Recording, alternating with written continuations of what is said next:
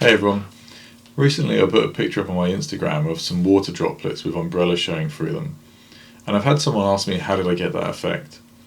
So I thought what I'd do is I put together a short tutorial, kind of behind the scenes, showing how I built the shot, how I sort of structured the composure, but also how I lit it and what I did in post on the computer after. And so I thought that might be useful for people to learn and maybe pick up a few tips for someone who's not tried that type of photography before.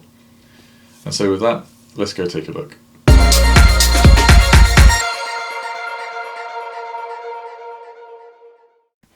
So here we are in the garage. As you can see, there's not a lot of room here. It's about 5 foot by 5 foot, so quite compact. And what I've done is I've hung this black bed sheet around, and what that does is it allows me to control the light, prevent any reflections I don't want, but it also hides all the stuff I've got in the garage from showing through in those droplets. And that's one of the things you have to think about when shooting very reflective things or things like water, where you can see stuff that you wouldn't normally expect to be seeing because it could be off at different angles. Now, the quick overview of the shot. So from beneath I've got a single flash that's got a diffuser on the front, and then I've sat on top of that one of those pop-up diffusion panels. What that does, it allows me to sit the cardboard cutout of the umbrella directly on that light source, and that gives that nice kind of sharp, crisp silhouette that you see. Above that, I've got a 4 or 5mm thick piece of plexiglass. I sprayed onto that a bit of a car cleaning product, and what that does is it makes it a bit more hydrophobic. So those water droplets really kind of sit up nicely and give that nice spherical shape that you see. If you don't do that, they sometimes spread out a little bit and they don't quite look so good. I have got my camera here off to the side. Originally I had shot this from above, but it didn't really work out. I kind of had this idea of like this sort of field of droplets that I might arrange into something. But when I did that, I actually found that having the umbrellas in the droplets in focus meant that the actual droplet itself wasn't. And I could have tried focus stacking. I kind of messed around with that a little bit, but what tended to happen is I'd see too much of the umbrella, the actual cardboard one generating that shape. I'd see too much of that in the background of the image, and it just didn't really work. So I kind of moved the camera off to the side, about a 45-degree angle, and I found that way I could kind of arrange those elements. I could have the sort of the large side of the umbrella opposite, providing a bit of weight and balance to the reflective droplet umbrellas, which obviously were in the opposite direction. And so I felt that way allowed me to kind of compose the image a bit more, how I kind of had it in my head, not obviously the original idea, but it evolved, and I feel like it worked out okay. So what I'm going to do now is I'll get the camera off the tripod, bring it in a little bit closer, and show you how I've set up some of these pieces. Okay, so let's start at the bottom here. Down here, off of this boom arm, I've got a Godox AD300. Now, you could use any flash or even any continuous light here. Lighting-wise, it's not a complicated shot. The key thing is on top of that, I've got this bell diffuser. There's no grid in there or anything, it's open-ended. And what that does is it acts as a standoff and a nice platform for that pop-up diffuser. So sitting on top of that, I have my cardboard cutout. Now, I use cereal box cardboard, but you could use anything really. The key thing is just making sure that you pay attention to the detail. With this being a close-up macro shot, any imperfections in the edges are going to show up. So you really have to make sure it's right.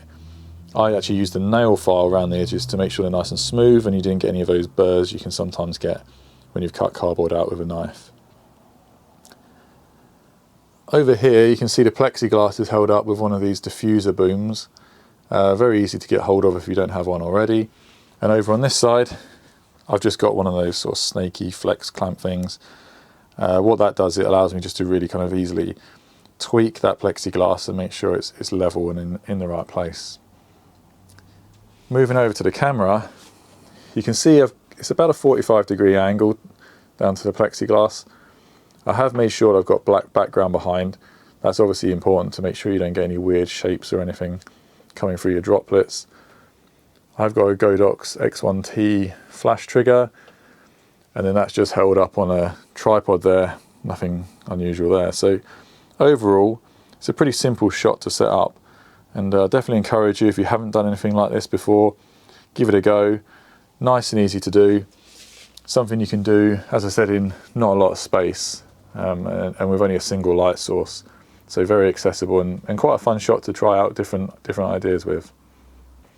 So that was a setup of how I captured the shot. Now let's go back to the desk and we'll have a look at what I did in post. Okay, so now we're back at the computer. You can see I've got Affinity open here with the image loaded in. And so the first thing I did was, you can see all these like minor scratches and fluff and whatnot you've got here. And I tried to remove as much of this kind of in real space as I could. But I was still getting stuff left in here, and it was obviously hard not to kind of disrupt these water droplets. And so what I had to do here is obviously then clone these out in post, so that was my first step. So remove those nice and easy using the inpainting tool here in Affinity. And then the next thing I did was I kind of wanted to remove some of that kind of just stark white that you've got here. And so the first thing I did there was actually add a slight hint of warmth to the image using the HSL shift. So you can see that just took that sort of clinical edge off of it that you could kind of really kind of made it a bit too stark. The next thing I did then was, it still felt a little bit clinical, and what I wanted to do was kind of soften up some of those midtones. I didn't want to adjust the blacks or the kind of extreme whites, and so I went for a colour balance adjustment on the midtones.